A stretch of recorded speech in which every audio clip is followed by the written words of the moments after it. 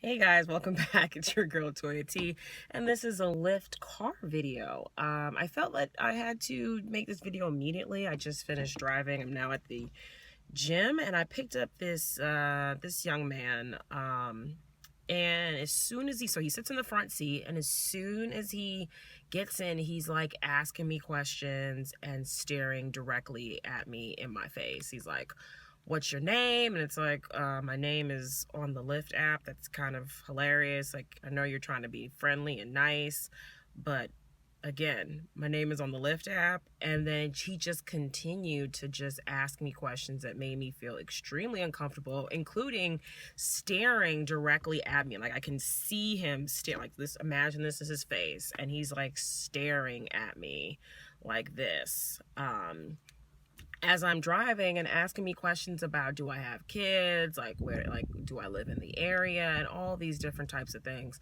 And I thought it would be a good idea to make a video about that, because I do get some female potential drivers and drivers in general, or new drivers, who ask me, what do you do if you are uncomfortable in the car? Especially, it's something that females have to worry about, because maybe male drivers in some cases, but I know particularly for female drivers, especially when you have a male in the car, especially it's a stranger, how do you deal with that? And I just deal with it by, trying to be still friendly. So I answered all of his questions, but I didn't give anything extra than I needed to kind of give out the impression, not even the impression, to let him know that I am not interested. So you ask if I have kids, I say no. You ask me, do I live in the area? I say no. Do you ask me, like, how's your day been? My day's been fine so far. That's it. Like, you just answer the questions. And if it gets so much to the point that you're really uncomfortable, you can ask the person to stop and say, like, you're really making me uncomfortable. And you can let them out. Like, again, like, there's nothing wrong with letting the person out. One thing I do regret, and I think is that because I'm so in automatic mode when I'm driving, is that I gave him 5 stars and kept going. I should have gave him 1 star and said he made me really uncomfortable in the car, because when he got out, he was like just sitting there. When I got to the destination, I was like, okay, am I picking up someone from here, or are you? He's like, oh, I'm getting out. I was like, why is he taking so long? He's like, I hope I get you again.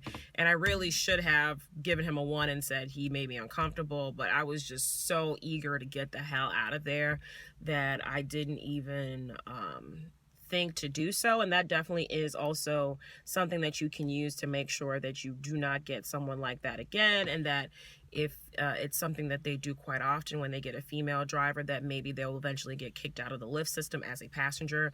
And so definitely do that. Don't do what I do and just automatically just, because I was so uncomfortable that I really didn't even think, like, hey, I should just rate him the 1 star and say I don't ever want to be paired up with this person. And I thought about it when I was driving, but once I stopped and he wouldn't get out of the car, I was like, oh crap.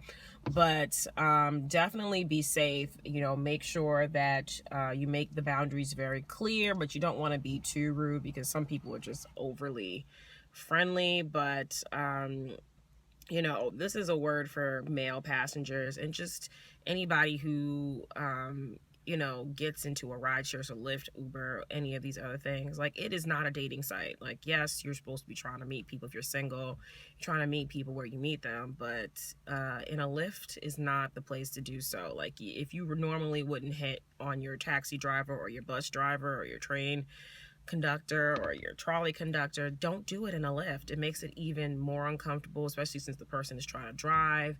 And if you're distracting them that much, you could be endangering your own life. I mean, that is just something that I just think, like, what the hell are you doing? Like, if you want to say something, put it in the comment box and be like, I really think you're cute or whatever, but just don't do it. Or wait until the ride is over and then say something. Don't do it during the ride. So anyway, if anyone's ever had a situation like that, let me know. If you have any questions on how else to deal with it. I heard some people talking about carrying mace, and my best friend talks about I should have a knife with me when I do Lyft drives, which I don't carry a knife, but she does.